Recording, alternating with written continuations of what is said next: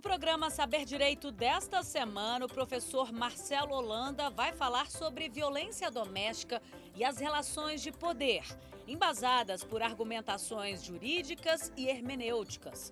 Nas aulas ainda serão tratadas as relações homoafetivas masculinas, além das aplicações da Lei Maria da Penha em casos concretos.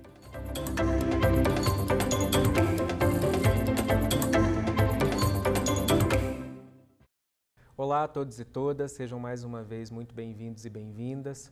Daremos continuidade então à nossa aula a respeito agora sobre interpretação jurídica, hermenêutica e argumentação jurídicas.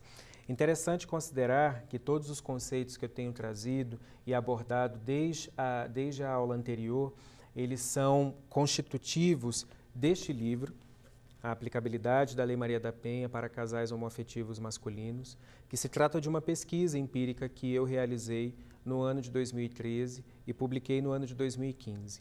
Ainda que se tenham alguns anos a respeito da publicação desse tema, ele ainda se torna bastante contemporâneo e é por essa razão que nós estamos aqui dedilhando cada uma dessas temáticas para poder entender sobre a possibilidade de se interpretar extensivamente a Lei Maria da Penha nas relações para as vítimas homoafetivo masculinas de violência doméstica.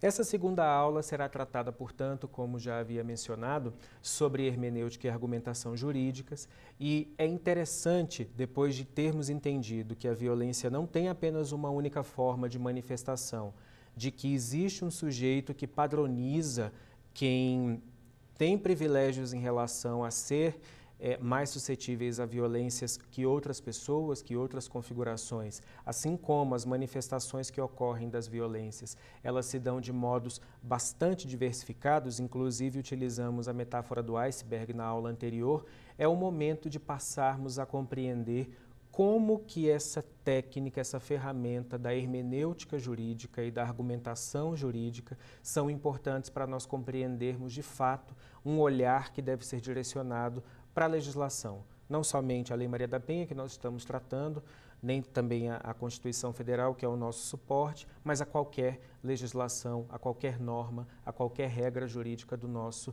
ordenamento vigente. Pensemos a hermenêutica jurídica como um trabalho, um esforço que deve ser feito, que deve ser concluído, que deve ser potencializado pelo ator do direito que tem um fato social para que nele possa se decidir a respeito de como o ordenamento jurídico prevê para determinada situação. Hermenêutica significa literalmente interpretar. E a interpretação requer não apenas o conhecimento dos significados e significantes ali das palavras e dos termos que estão na legislação, na norma jurídica em si, mas também atrelar esse conteúdo ao fato social que está sendo analisado. Passemos por uma questão histórica, por ser importante, de como a hermenêutica avançou, tendo como recorte diacrônico o século XIX até os dias atuais. Segundo Reale, Miguel Reale é um grande teórico que aborda em lições preliminares do direito as questões relativas à hermenêutica jurídica e temos nessa grande obra a identificação de como que essa ferramenta evoluiu ao longo do tempo. Entendia-se inicialmente que a hermenêutica devia ser literal à norma posta, ou seja, pela escola da exegese se verificava como única e exclusivamente possível a interpretação que não escapasse nenhum ponto da legislação escrita. Isso quer dizer que quando se tinha uma situação social que não estava elencada em determinada legislação, não se podia enquadrá-la e, portanto, poderia haver uma injustiça ocorrida ou uma falta de amparo ocorrida porque não se tinha a previsão em determinado regramento normativo.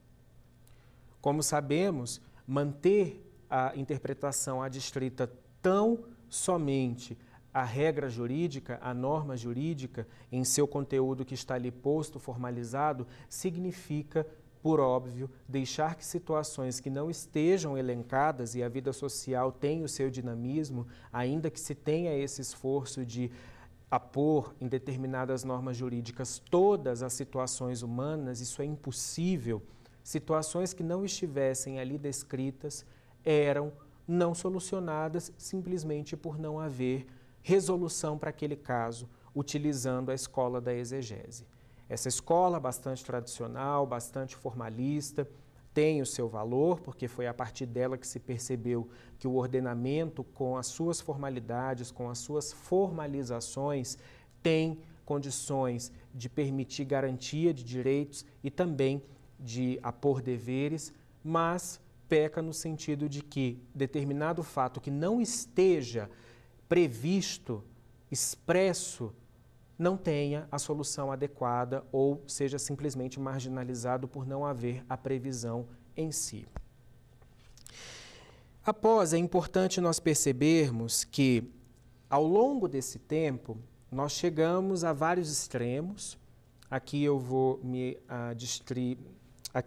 me concentrar apenas nos 2 pontos que são mais importantes com relação à hermenêutica para que nós cheguemos à hermenêutica contemporânea.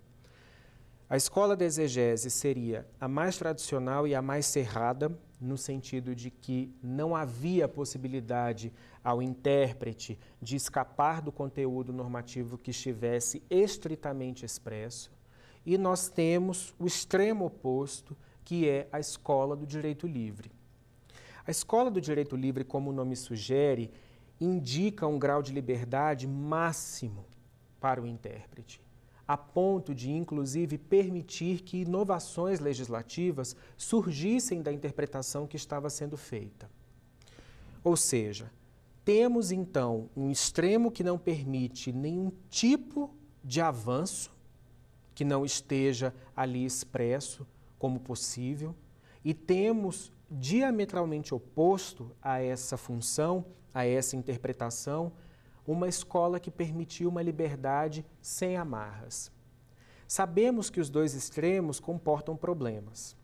E o da escola do direito livre também traz as suas dificuldades, porque se tem liberdade absoluta para poder interpretar determinada norma ao alvedrio do intérprete que está ali analisando o caso concreto e a norma possível, temos a impossibilidade de uma decisão ou de uma interpretação com algum nível de segurança.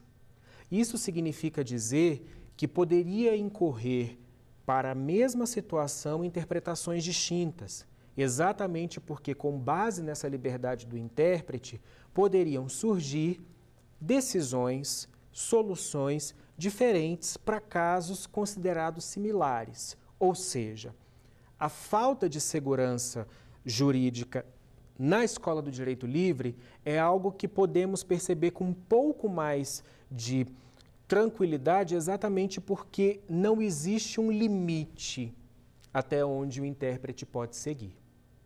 E, ao contrário, na escola da exegese, nós temos tanta limitação que determinado fato social, determinada situação social que não estivesse descrita em determinada norma, não teria solução. Então, são 2 questões, são 2 extremos que, de alguma maneira, tiveram os seus ideais de permitir que aqui, na escola do direito livre, o intérprete tivesse a possibilidade de avançar, de não estar totalmente amarrado à norma que está posta, ao mesmo tempo que se permite, com esse excesso de liberdade, uma extrapolação da função exegética, inclusive da função de legislar. O ator jurídico ele não legisla, mas aqui na escola do direito livre isso seria possível com base numa interpretação que lhe aprovesse. E na escola da exegese nós temos exatamente o oposto, que também causa insegurança, porque uma norma que não comporta, e por óbvio não há de comportar, todos os fatos e situações sociais, ela necessariamente terá problemas se tiver de ser interpretada tão somente como está formalizada, como está materializada. Percebendo essa evolução e esse estágio em que a função exegética alcançou do século XIX para cá, nós temos hoje o que podemos considerar de hermenêutica jurídica contemporânea. Contemporânea porque, claro, perpassa esse período histórico, que é importante nós termos conhecimento para entender de que forma essa evolução, essa sofisticação, essa complexidade do ato de interpretar se manifestou. E nós dizemos hermenêutica jurídica contemporânea porque, de fato, perpassa por todas essas situações em que o ato de interpretar teve as suas modificações para chegar no que hoje temos como hermenêutica constitucional. O Estado Democrático Brasileiro de Direito, ele é fundado numa Constituição democrática e que nós também alcunhamos de Constituição cidadã.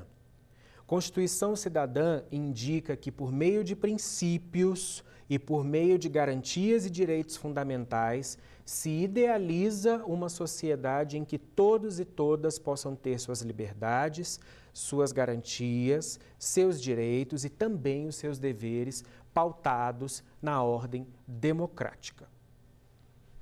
Entender a hermenêutica jurídica contemporânea a partir desse vetor, considerando a Constituição Federal como lei maior, como lei máxima, significa que os princípios oriundos da Constituição Federal, considerando que o da dignidade da pessoa humana ele não advém da Constituição, é ele quem forma a nossa Constituição democrática, os princípios constitucionais são considerados vetores interpretativos. E quando se tem vetores interpretativos, é preciso considerá-los no momento de interpretar determinada norma, determinada regra jurídica, contrapondo-a ali ao fato social que está apresentado, exatamente para não haver malferimento do que esse espírito constitucional deseja. Professor, está um pouco abstrato. Vamos entender. Quando se consideram os princípios constitucionais como vetores interpretativos, nós temos, para além do que está posto na norma jurídica, no instrumento normativo, visões que devem ser consideradas para que determinada interpretação não interrompa esse espírito constitucional de salvaguardar, garantir e proteger direitos e garantias fundamentais. Isso quer dizer que, em todas as situações, esses princípios poderão ser utilizados de forma autônoma, ou seja, jamais haverá um choque, uma colisão entre eles? Muito ao contrário. Nós temos, inclusive, diversas situações em que, para determinada situação, para determinado caso concreto, alguns choques de princípios constitucionais acontecem. E quando esse choque ocorre, nós temos, por óbvio, que ponderar. Essa função, ela é assumida, ela é cumprida pelo guardião da Constituição Federal, que no nosso país, no nosso sistema, é o Supremo Tribunal Federal com seus ministros, que interpretam, têm a função de guardar e interpretar a Constituição Federal aos casos que ao tribunal são levados. Ou seja, percebendo que as situações sociais, por serem bastante complexas e dinâmicas, como nós havíamos comentado anteriormente, na aula anterior, significa dizer que, quando esses princípios colidem ou têm um pretenso choque entre um e outro, é preciso ponderar. O significado da palavra ponderar é exatamente encontrar um equilíbrio e uma adequação para aquele caso concreto, não significando dizer que um princípio tem mais força ou mais poder do que outro. Imaginemos a situação dos fetos anencéfalos, que, de acordo com a interpretação jurisprudencial do Supremo Tribunal Federal, se permite a interrupção da gravidez quando se tratam de fetos anencefálicos, não é? Uma previsão que não está expressa no Código Penal, portanto, teria aí uma questão de legalidade e de que todo crime precisa ter uma tipificação expressa, de acordo com o que consta no rol de artigos do artigo 5º, ao mesmo tempo que se tem o princípio da dignidade humana da mulher, que se ver obrigada a carregar aquele feto que nascerá sem vida, será um natimorto, prolongando esse estágio de sofrimento.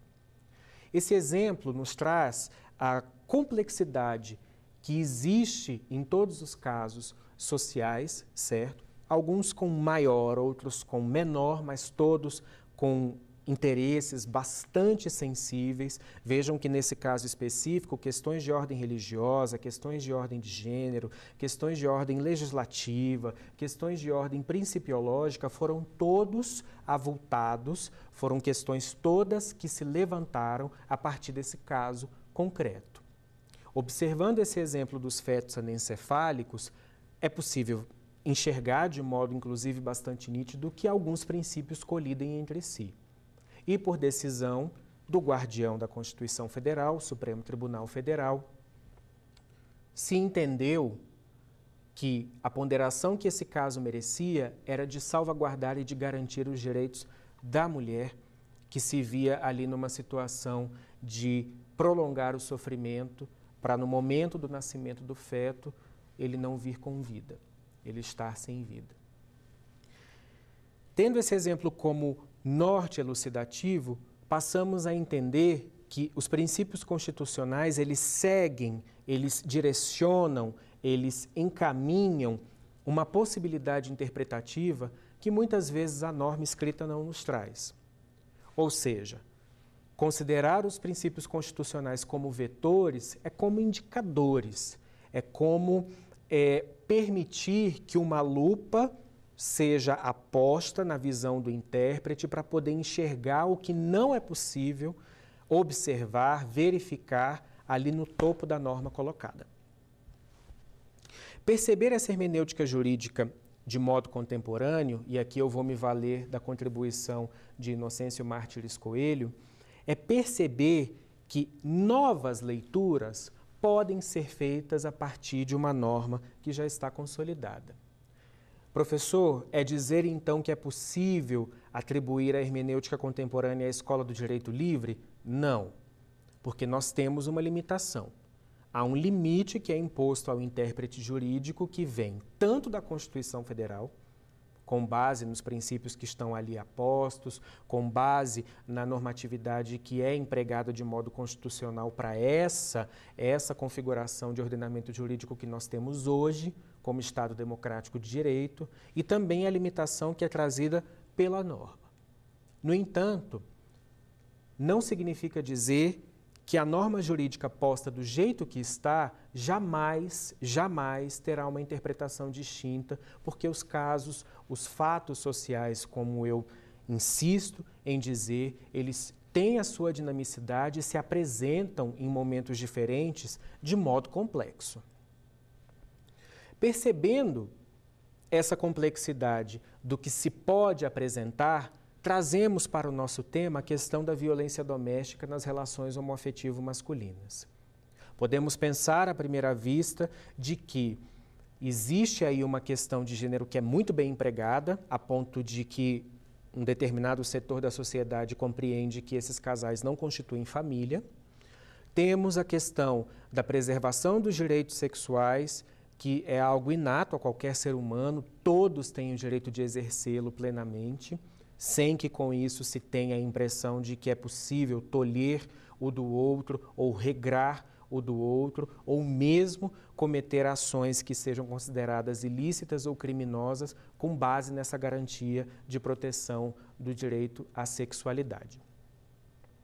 É importante deixar isso frisado porque quando temos um caso social, uma situação social que envolve as relações homoafetivo masculinas especificamente, nós não podemos desconsiderar as questões de gênero, conforme nós vimos na aula passada.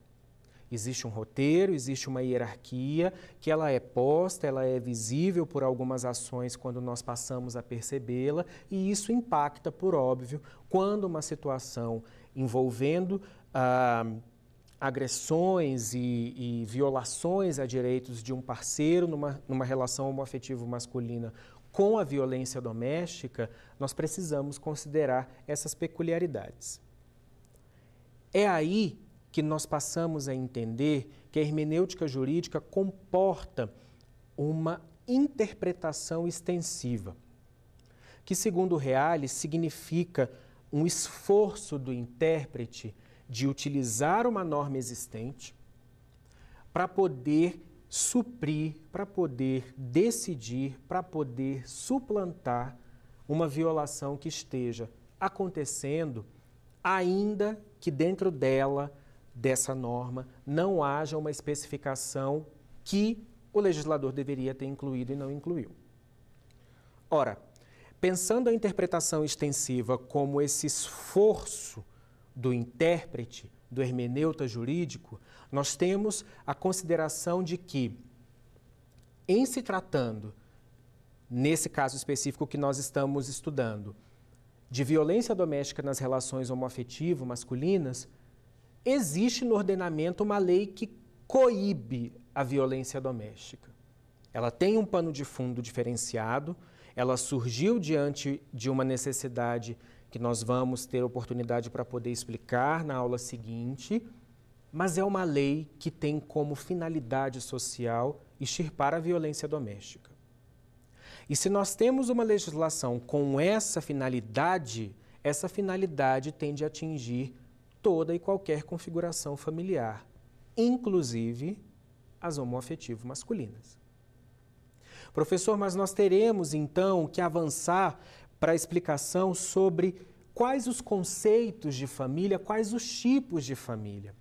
Ora, passemos a compreender de uma vez por todas que insistir em estatuir famílias que sejam protegidas ou não protegidas é também ferir a dignidade. Uma vez que se tem a correspondência clara no ordenamento jurídico vigente de que todos e todas possuem direitos fundamentais guarnecidos, dentre os quais a dignidade da pessoa humana, dentre os quais o direito à livre manifestação da sua própria sexualidade e orientação sexual, o direito a ter do Estado democrático garantia para que esses outros princípios sejam materializados. Seria justo, seria lícito considerar determinadas famílias como merecedoras dessa proteção estatal e outras não? Se nós estivéssemos num contexto jurídico em que houvesse uma constituição limitadora da dignidade típica e única de cada ser humano, a resposta poderia ser positiva, mas não é a situação em que nós estamos e que nós devemos, a todo custo, defender para que esse Estado não tenha a sua aura democrática, a sua aura de Estado de Direito deturpada, derrubada. Perceber a hermenêutica jurídica contemporânea, então, como esse exercício sofisticado de observar uma norma jurídica para poder solucionar uma questão, um fato jurídico social que se apresenta, é ir além do que o legislador produziu à época quando essa legislação foi concebida, para poder atender a determinado anseio social, inclusive, a fim de ter ali um parâmetro legislativo para poder enfrentar determinado problema que se apresentou. Em caso, nós estamos trabalhando com violência doméstica e como as mulheres costumam ser, infelizmente, têm sido, melhor dizendo, as vítimas mais intensas desse tipo de violência, surgiu a necessidade, por meio, inclusive, de muitas manifestações sociais, de movimentos sociais e também pela atitude corajosa de seguir com a denúncia Maria da Penha Maia Fernandes contra o caso que a acometeu, não é? As várias violências que ela sofreu de seu então companheiro, Marco Viveiros, para que nós tivéssemos esse impulso e o nosso Congresso Nacional, o nosso Poder Legislativo, criasse uma legislação específica para combater esse problema que se apresentou de modo intensificado. Professor, então eu devo dizer que a Lei Maria da Penha, se ela foi criada unicamente com essa finalidade, com essa estampa social para combater a violência doméstica contra as mulheres, eu não posso utilizá-la para as questões que envolvem outros atores, outras partes que também estejam sendo vítimas dessa violência? É aí que nós nos apoiamos na interpretação extensiva, na hermenêutica jurídica contemporânea, balizada, por óbvio, com as limitações constitucionais e utilizando os princípios constitucionais como vetores interpretativos. Se nós considerarmos que a legislação deve tão somente ser utilizada num único caso que está ali apresentado, nós incorreríamos, mutatis mutandis, com a escola da exegese que eu expliquei anteriormente. O intérprete não poderia sair do que está ali posto naquela norma de modo hegemonizado, de modo bastante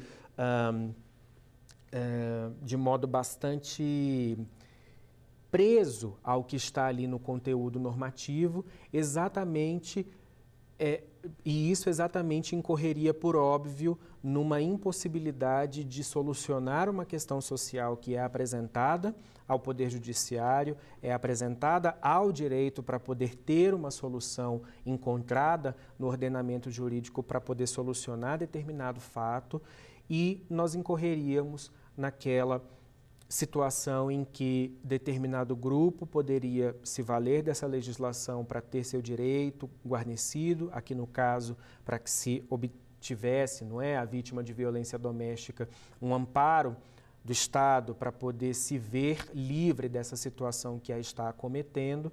Em contrapartida, outros atores, outros personagens que também estivessem sofrendo essa violência, se não se enquadrassem numa definição que está ali posta no conteúdo normativo, ficariam isentos, ficariam marginalizados dessa proteção estatal.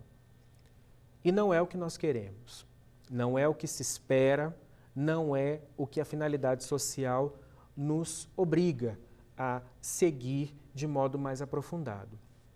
É dizer, a Lei Maria da Penha, ela tem a sua extrema importância, inclusive para poder se pensar políticas públicas de emancipação feminina, e a ideia dessa reflexão que nós estamos fazendo aqui não é jamais dizer que essa legislação deve deixar essa sua finalidade primeira marginalizada. Muito ao contrário.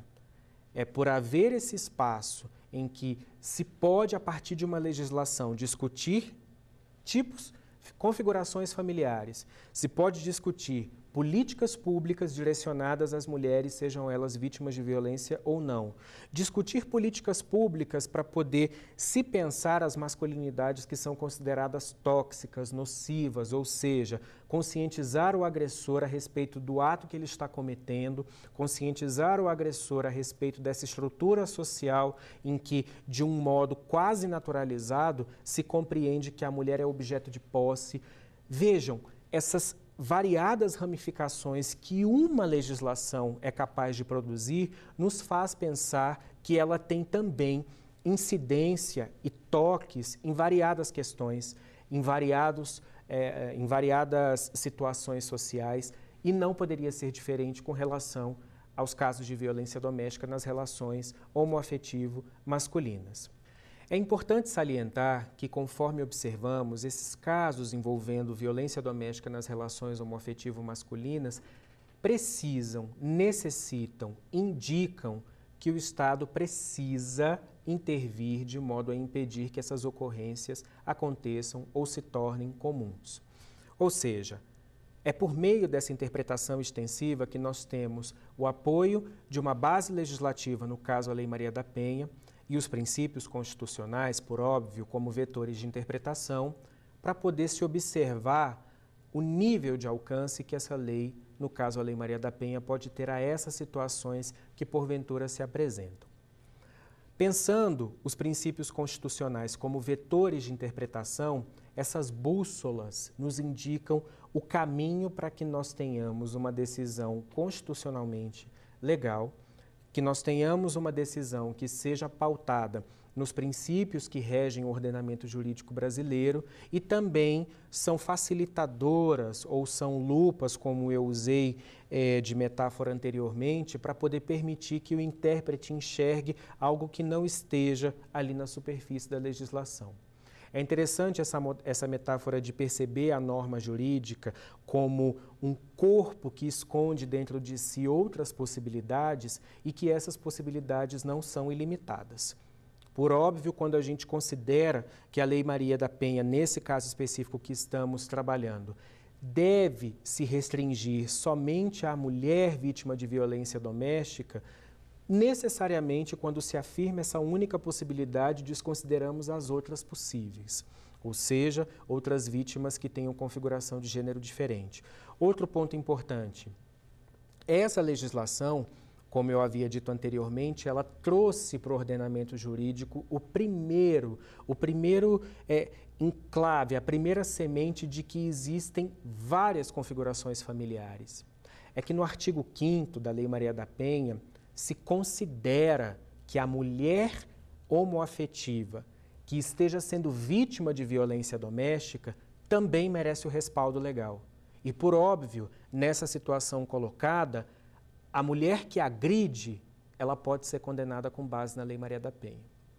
Ou seja, se nós pararmos para poder pensar que a legislação ela deve, entre aspas, se direcionar apenas à mulher, poderíamos considerar que, numa situação envolvendo duas mulheres que se relacionam, a que agride não teria de sofrer nenhum tipo de sanção, nenhum tipo de restrição, porque, afinal de contas, o seu gênero é o mesmo, é o destinatário dessa legislação que nós estamos estudando, que nós estamos avaliando. Verdade? Imaginem um problema que seria, então, permitir que somente mulheres heterossexuais vítimas de violência doméstica pudessem ser protegidas ou devessem ser protegidas pela Lei Maria da Penha. Nós não atingiríamos uma finalidade que está ali posta na legislação, que é eliminar a violência doméstica, que acontece no espaço privado, na maioria dos casos, em grande parte dos casos, e que, se não houvesse uma atuação própria do Estado para poder atingir essas relações, não haveria nenhum tipo de segurança para essas pessoas que são vítimas desse tipo de violência, infelizmente. Considerando os princípios constitucionais como esses guias de interpretação, escolhemos alguns para poder tratar especificamente, porque serão eles os bussolares para nós entendermos que a Lei Maria da Penha pode e deve ter sua interpretação extensiva aos casos de violência doméstica nas relações homoafetivo-masculinas. Claro, não poderíamos deixar de tratar do princípio da dignidade da pessoa humana, mas também trataremos do princípio da igualdade. Desse princípio da igualdade decorre, exsurge o que nós chamamos de princípio da vedação à discriminação odiosa, inclusive é um termo que foi alcunhado pelo ministro Luiz Roberto Barroso. Em seguida, trataremos do princípio da liberdade e, por último, trataremos do princípio da segurança jurídica. Isso porque esse rol de princípios constitucionais fornecem uma base para que possamos compreender como que essa interpretação extensiva é possível sem ferir a Constituição Federal.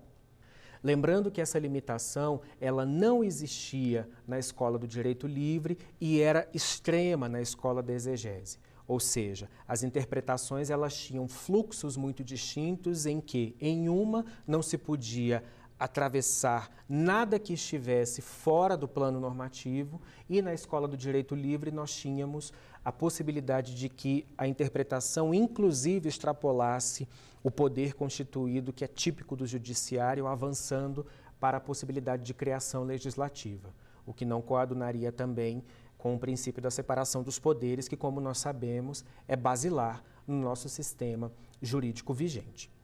Portanto, tratando dos princípios constitucionais que são utilizados para a interpretação extensiva, nós temos que lembrar, primeiramente, que essa interpretação extensiva é um esforço criativo do intérprete para utilizar uma legislação vigente a um caso que se apresenta para ser solucionado. Então, nós temos violência doméstica nas relações homoafetivo-masculinas e a Lei Maria da Penha, que é a que se destina a extirpar a violência doméstica. Ok. Como que nós podemos utilizar essa interpretação extensiva nesse rol normativo da Lei Maria da Penha, nessa situação social que se apresenta de violência doméstica entre pessoas homoafetivo-masculinas? O princípio da dignidade da pessoa humana, como eu disse, ele antecede a Constituição e ele existe pura e simplesmente quando se tem um ser humano, por ele ser humano. Todo ser humano tem a sua dignidade. Todo ser humano tem o seu aspecto de respeito e de ser respeitado por ser quem ele é, por se constituir da forma que lhe aprouver, desde que isso não fira, não atinja, não violente outras pessoas igualmente humanas. A dignidade, ela se compartilha nesse coletivo humano e assim deve ser mantida. É por essa razão que dignidade da pessoa humana, parece redundante dizer dignidade da pessoa humana, justamente para que não se tenha a impressão de dignidade de uma pessoa que não seja humana. Pessoa jurídica, por exemplo.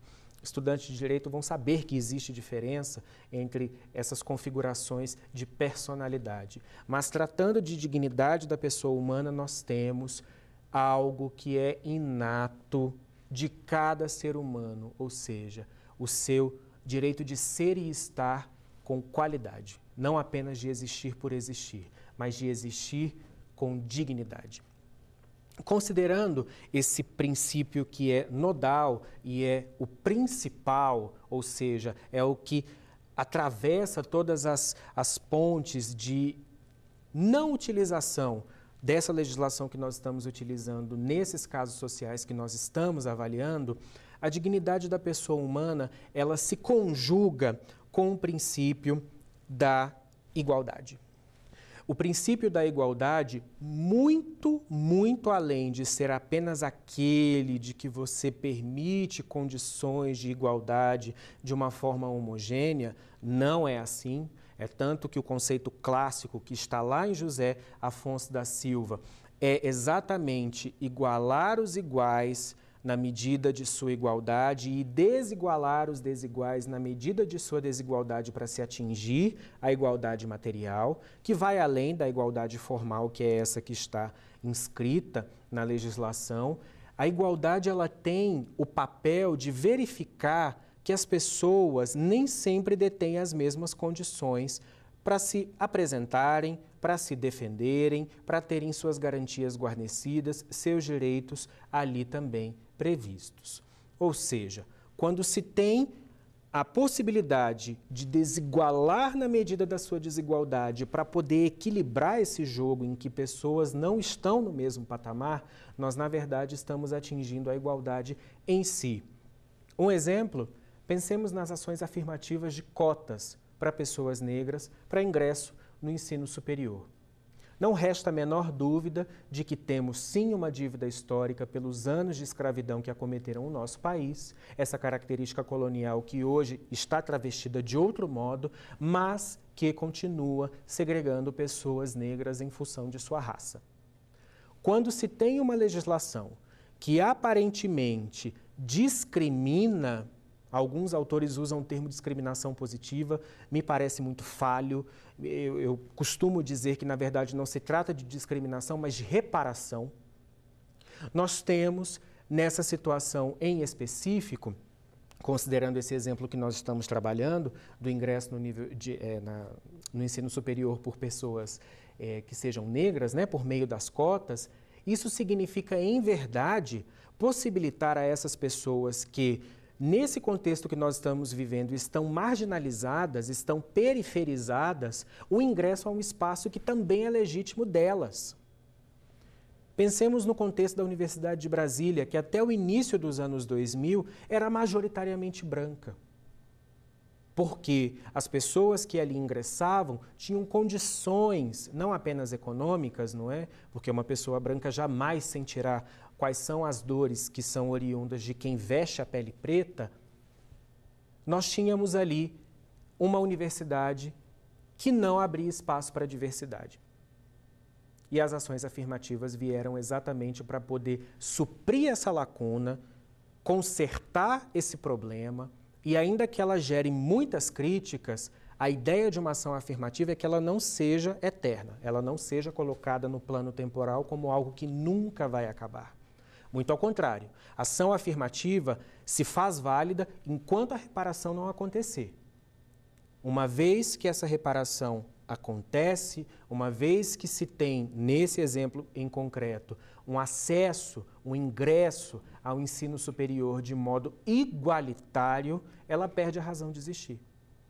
Se ainda sobreexiste, é porque não avançamos, é porque ainda não demos a atenção que necessita nesses casos e que vai muito além da questão econômica. Perpassa a questão racial. Voltando para o nosso foco, considerando então o princípio da igualdade como esse que permite a desigualação, na medida da desigualdade, para fazer com que pessoas que estejam em estágios diferentes possam se equiparar de alguma forma, o princípio da igualdade também presume a valorização das diferenças. Porque seria um erro grosseiro pensarmos que a igualdade, tratar todos iguais, seria algo que permitisse o alcance à justiça de modo pleno. Não é. Boaventura de Souza Santos tem uma frase que, parafraseando-a, não é? Ele indica que nós temos direito a ser iguais quando a igualdade nos afirma e nós temos direitos a ser diferentes quando a igualdade nos descaracteriza. Avancemos um pouco no que esse lema alcunhado pelo sociólogo nos traz. Nós temos, sim, de ter oportunidades iguais, equivalentes com relação às demais pessoas.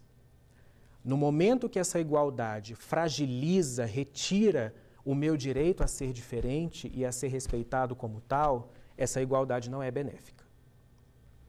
Pensando nesse sentido, e aqui eu já trago a questão do princípio que decorre da igualdade e que está presente num texto do ministro Luiz Roberto Barroso, surge o princípio da vedação à discriminação odiosa. Por quê? Se nós temos como parte do princípio da igualdade a manutenção das diferenças quando determinada igualdade pode descaracterizá-la, é preciso vedar qualquer tipo de discriminação que seja odiosa. É preciso proibir qualquer discriminação que inferiorize pessoas ou grupos de pessoas por conta de uma característica que a diferencia das demais. É por essa razão que a discriminação racial é algo intragável. É por essa razão que a misoginia que mata milhares de mulheres e meninas no país é inaceitável. E é exatamente por conta da vedação à discriminação odiosa que turbar direitos de pessoas LGBTs ou não considerar que elas podem ser vítimas de violência doméstica nas suas configurações familiares também é algo inconstitucional, inaceitável. Percebam que os princípios constitucionais, como vetores de interpretação, eles nos lançam luzes para poder enxergar até que ponto a norma jurídica, o instrumento normativo, ele avança para questões mais sensíveis, mais complexas. Há quem decida que a Lei Maria da Penha simplesmente não se aplica a essas situações envolvendo violência doméstica nas relações homoafetivo masculinas, por se tratar de uma legislação destinada à mulher. Mulher, um termo que, se considerado dessa forma cerrada na legislação, desconsidera aquilo que Rita Laura Segatto disse e nós comentamos lá na primeira aula, que os sujeitos com trejeitos de feminilidade também são alvo de violência, inclusive a violência doméstica. A legislação deixará essa pessoa desamparada? Professor, mas basta então clamar o Código Penal. Ele é suficiente para poder discutir questões de gênero? Não é. Seja porque teve sua criação, sua elaboração em 1940, uma reforma nos anos 80, mas para além disso, o Código Repressivo, ele tem a sua função de reprimir ações consideradas criminosas. A Lei Maria da Penha, além de trazer essas questões sobre penalidade, ela também provoca pensamentos para políticas que vão desde a área pública, políticas públicas, até políticas criminais e políticas sexuais. É uma lei híbrida, extremamente sofisticada. Ou seja, o Código Penal não avança para esses espaços. Percebendo, por óbvio, que a Lei Maria da Penha, quando interpretada extensivamente, jamais utilizada por analogia, Isso porque há uma vedação quando se tem uma legislação de cunho criminal ou também criminal, de que a Lei Maria da Penha, ela não poderia ser utilizada de modo analógico, e é verdade. Agora, interpretá-la extensivamente é uma possibilidade. E aqui eu trago à colação a frase, o termo, a expressão que foi acunhado por Inocêncio Martires Coelho, de que interpretar extensivamente permite novas leituras, e essas novas leituras são necessidades dos fatos sociais que são trazidos para que essa legislação seja aplicada, e permitem essas novas leituras viragens de jurisprudência. Viragens, como o próprio nome sugere, é um giro. E jurisprudência, como todos sabem, é essa interpretação dada pelos tribunais, utilizando a legislação e o caso concreto em si. Então, quando você tem esse giro na jurisprudência, por meio das novas leituras, sem ferir a Constituição Federal por meio da interpretação extensiva, com base nos princípios constitucionais que são vetores de interpretação, há uma inovação no sistema jurídico sem ferir a Carta Maior, sem desmerecer a competência que foi delegada ao Poder Legislativo. E, mais importante, protegendo pessoas em situação de vulnerabilidade. Nesse caso, pessoas homoafetivo masculinas, vítimas de violência doméstica.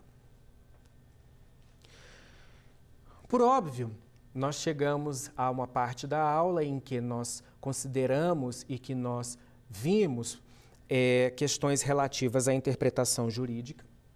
A interpretação jurídica, portanto, como ferramenta de entendimento e de aplicação de determinada norma, ela deve ser teleológica, e teleológico significa um acompanhamento dessa norma ao longo do tempo, a historicidade dessa norma ao longo da sua contextualização em determinados momentos históricos.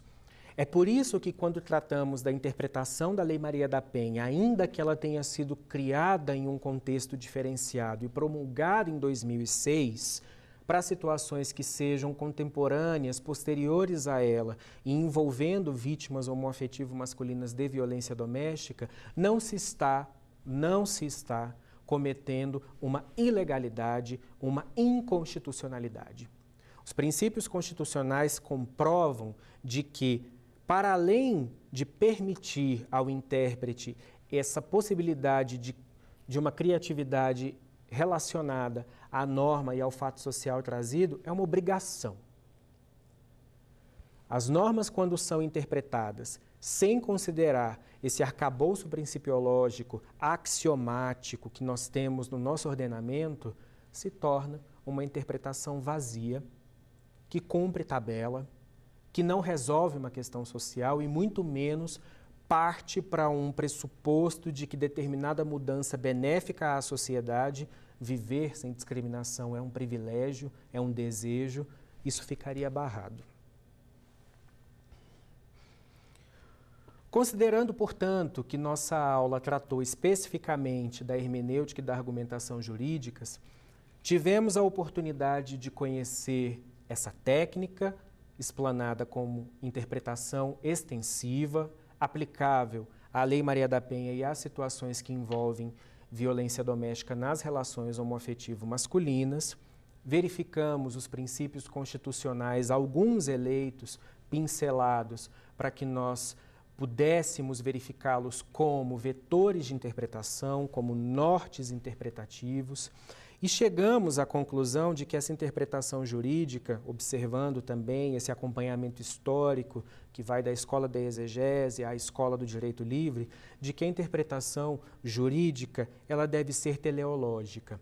Teleológica para poder acompanhar a historicidade e a contextualização dessa norma no tempo, justamente para poder evitar que essa norma se quede estagnada a simplesmente as situações para as quais ela foi prevista ao tempo de sua elaboração. Teleológico, nesse sentido, significa avanço histórico e considerando a contextualidade em que essa norma tiver de ser chamada para poder resolver, solucionar, responder a determinado fato social.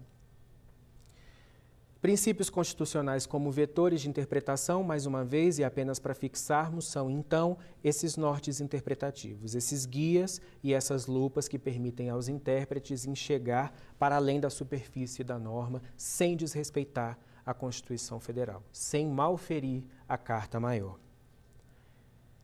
Observando, então, que nesse estudo que nós estamos fazendo da aplicabilidade da Lei Maria da Penha nessas relações homoafetivo-masculinas, entendemos que a interpretação extensiva não somente é possível, como necessária, exatamente para poder não deixar esse fato social desguarnecido de proteção legal, proteção jurídica, proteção constitucional. Chegamos então ao momento de fixarmos o conteúdo do que nós vimos, do que nós discutimos nessa segunda aula, e vamos então ao nosso quiz.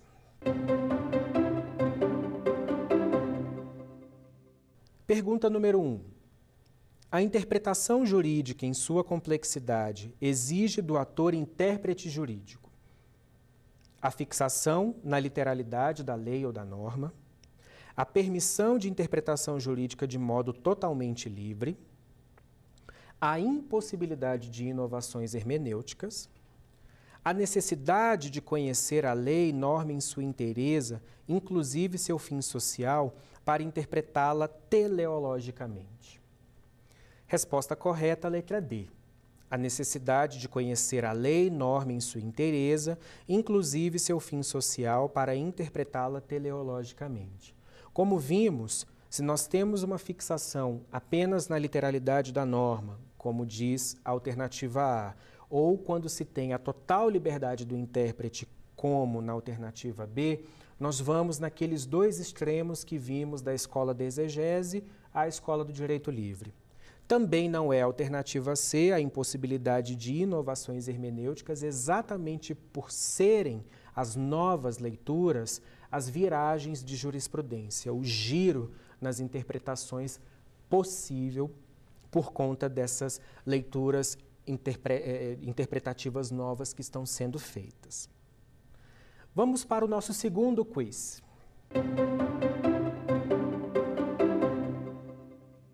São vetores de interpretação jurídica os princípios constitucionais, somente as regras processuais vigentes, os tratados internacionais de qualquer natureza, nenhuma das anteriores. A resposta correta, como nós vimos em demasia, é a letra A, os princípios constitucionais, que são essas guias de interpretação e que fornecem chaves analíticas e lupas interpretativas para o hermeneuta jurídica, para enxergar o que está além da superfície da norma. Não tem como ser somente as regras processuais vigentes, ainda que sejam, elas não são suficientes para poder responder às demandas sociais de modo completo, até porque o legislador não tem capacidade para prever quais e quantos e de que forma todos os fatos sociais deverão ser inscritos numa legislação para que haja ali a interpretação apenas considerando as regras processuais vigentes. Os tratados internacionais de qualquer natureza, muito cuidado com essa alternativa, porque os tratados internacionais eles podem ter temáticas variadas, sobretudo de direitos humanos, mas que só têm validade no nosso ordenamento jurídico quando devidamente ratificados. Dessa forma é que se ingressam esses tratados no ordenamento constitucional vigente para que tenham sua validade e sua eficácia. E nenhuma das anteriores não se aplica porque nós temos a resposta aí elencada, a letra A, os princípios constitucionais. Terceiro quiz.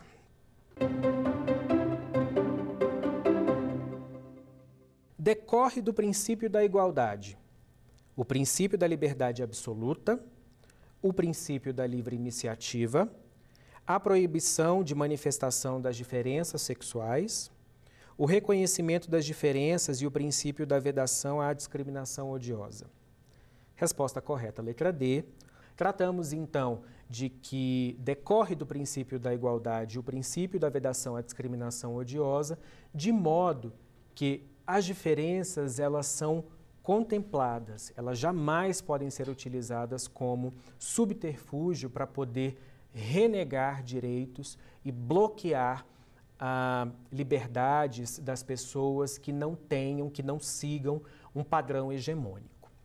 Então, como vimos nessa segunda aula, nós tratamos especificamente sobre a hermenêutica e a argumentação jurídicas e verificamos a possibilidade de se interpretar extensivamente a Lei Maria da Penha nas relações homoafetivo-masculinas. Tratamos de princípios basilares para essa análise, que foram os princípios da dignidade da pessoa humana, da igualdade, o que dela decorre, que é o princípio da vedação à discriminação odiosa, o princípio da liberdade, porque se tem aí a necessidade de haver espaço para as liberdades sexuais, e o da segurança jurídica, que é para permitir a previsibilidade e a estabilidade das relações. Isso significa que, quando se tem decisões que se pautam nos princípios constitucionais e afirmam os direitos e garantias fundamentais das partes envolvidas no caso concreto, se estabelece, se permite que as relações tenham proteção jurídica para sua validade, para sua existência. Na aula seguinte, vamos então tratar especificamente da Lei Maria da Penha, o seu conteúdo formal, o seu aspecto histórico, as suas inovações trazidas tanto no campo processual quanto no campo penal, e verificaremos também como que ela pode ser interpretada extensivamente para as relações homoafetivo-masculinas, que é o que estamos debatendo. Aguardo vocês, até lá. Quer dar alguma sugestão de tema para os cursos do Saber Direito? Então mande um e-mail para a gente, saberdireito@stf.jus.br, ou entre em contato pelo WhatsApp. O número é esse que aparece na sua tela. Você também pode estudar pela internet. Acesse nosso site tvjustiça.jus.br. Ou pode ainda rever as aulas no canal do YouTube, TV Justiça Oficial.